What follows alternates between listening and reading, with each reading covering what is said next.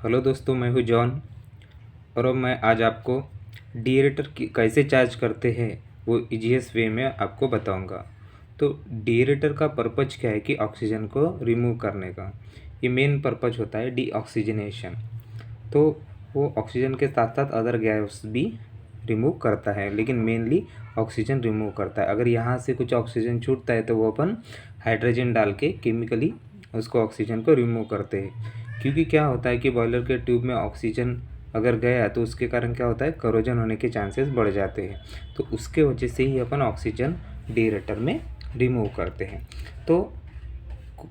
तो ये जो प्रेशराइज टाइप डीएरेटर है, डीएरेटर का प्रेशर समझो 1.5 है और टेम्परेचर 120 डिग्री सेल्सियस है।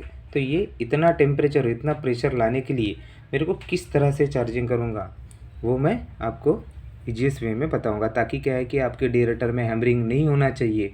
वो उसके लिए अपने को क्या करना चाहिए ये मैं आपको बताऊंगा।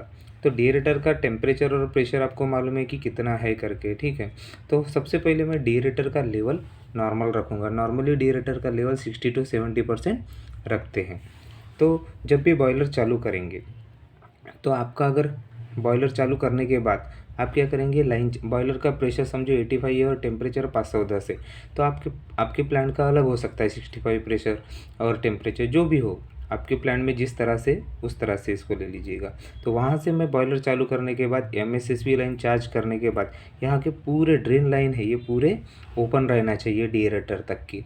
प्रेशर कंट्रोल जो भी पीआरडीएस एरिया है, पीआरडीएस मतलब क्या होता है, प्रेशर रिड्यूसिंग डिसुपरेटिंग स्टेशन, इसको बोलते हैं पीआरडीएस एरिया। तो प्रेशर रिड्यूसिंग मतलब यहाँ पे अपन प्रेशर भी रिड्यूस कर रहे हैं और डिसुपरेटिंग मतलब टेम्परेचर भी कम कर रहे हैं। तो जो बॉयलर से आ रही है स्टीम उसका टेम्परेचर और प्रेशर अपन यहाँ पे कंट्रोल करते हैं, उस एरिया को बोलते हैं पीआरडीएस एरिया। तो डीएरेटर चार्ज करने के लिए जो स्टीम आती है वो पीआरडीएस एरिया से ही अपन लेते। समझो अपना कंडेंसिंग टरबाइन है तो वहाँ पे इजेक्टर के लिए भी जो स्टीम जाती है वो पीआरडीएस के लिए थ्रू जाती है और डीएरेटर चार्ज करने के लिए भी जाती है। समझो आपका बैक प्रेशर टरबाइन, तो यहाँ से जो पीआरडीएस थ्रू जाती है आगे में ये प्रोसेस को जाएगी, ठीक है। और जो टरबाइन जब चालू रहेगा तो टरबाइन का डायरेक्ट कनेक्शन यहाँ पे रहेगा, वो डायरेक्ट प्रोसेस को जाएगी। तो दो में से जब टरबाइन बंद रहेगा तो यहाँ से ये पीआरडीएस थ्रू डायरेक्टली प्रोसेस को जाएंगी।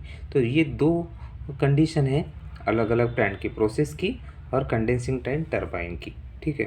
तो मैंने यहाँ से बॉयलर को चालू करके यहाँ से मेन स्ट्रीम लाइन चार्ज किया। तो सबसे पहले कभी भी ध्यान में रखना है कि जब भी मैं मेन स्ट्रीम लाइन चार्ज करता हूँ तो जो अपने ड्रेन वाल है वो बाईपास लाइन उसके ओपन रहना चाहिए। ट्रैप कभी भी लाइन में नहीं लेना चाहिए, नहीं तो क्या आपके ट्रैप ख़राब हो जाते हैं। तो जब भी आप लाइनअप करना है, हीटअप करना है, तो आपको बाईपास वाल, ड्रेन का बाईपास वाल ओपन रखना चाहिए, ठीक है। तो एमएसएससी भी बाईपास में जब भी प्रेशर आएगा 40 kg प्रेशर और टेम्परेचर 300 डिग्री, तो मैं क्या करूँगा, बाईपास लाइन चार्ज करके यहाँ पे लाइन को हीटिंग करूँगा। तो धीरे धीरे टेम्परेचर और प्रेशर मेरा बढ़ते जाएगा।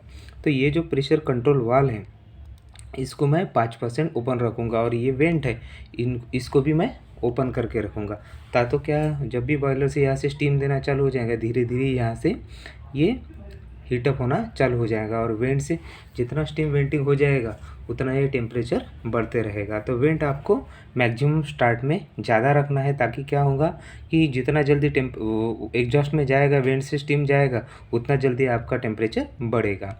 और ये प्रेशर कंट्रोल वाल भी है, आपको धीरे धीरे बढ़ाना है, नहीं तो क्या होगा, हैमरिंग होने के चांसेस ज़्यादा रहते हैं। क्योंकि क्या लाइन में कंडेंसेट रहता है और उसके साथ में डायरेक्टली हाई प्रेशर से इतना फ्लो से अगर स्टीम दे दिया तो हैमरिंग होने के चांसेस बढ़ जाते। इसलिए स्लोली आपको ये कंट्रोल वाल ओपन करना है और वेंट वाल फुल ओपन करना है।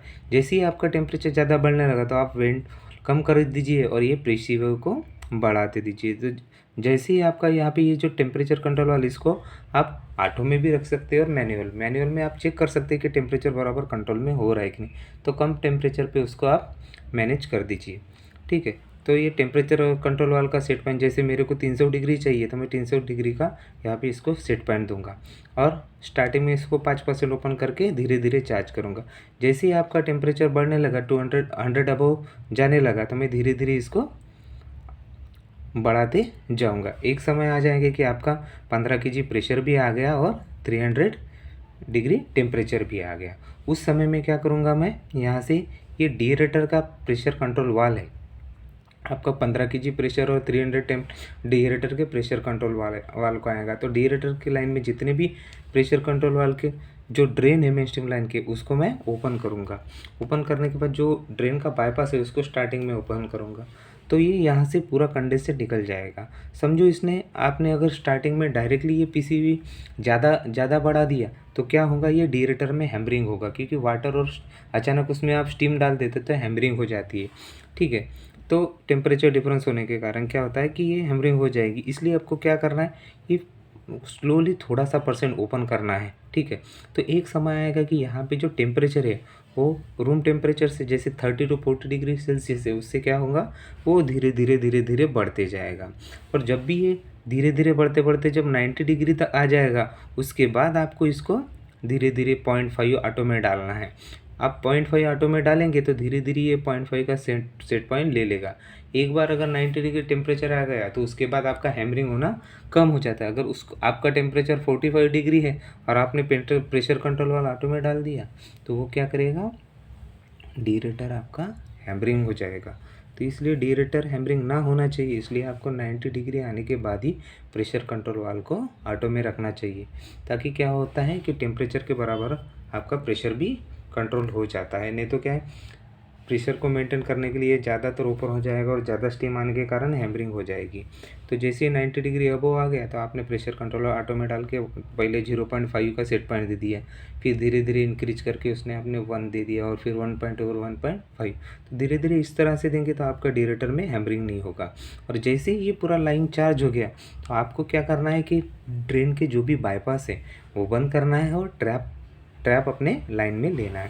तो ये मेन चीज़ है डीरेटर को चार्ज करते समय कि आपको धीरे धीरे लाइन चार्ज करना है, प्रॉपरली वेंटिंग करना है, नहीं तो हैमरिंग होने के चांसेस डीरेटर में होते हैं और लाइन में भी होते हैं। तो दोस्तों, इसमें आपको अगर कुछ भी समझ में नहीं आएगा, जो भी डिफ़िकल्टी लगी हो तो आप मेरे को कमेंट में लिख सकते हैं। तो दोस्तों, आपको ये मेरा वीडियो अगर पसंद आ गया होगा तो लाइक कीजिए, शेयर कीजिए, सब्सक्राइब कीजिए। थैंक यू दोस्तों।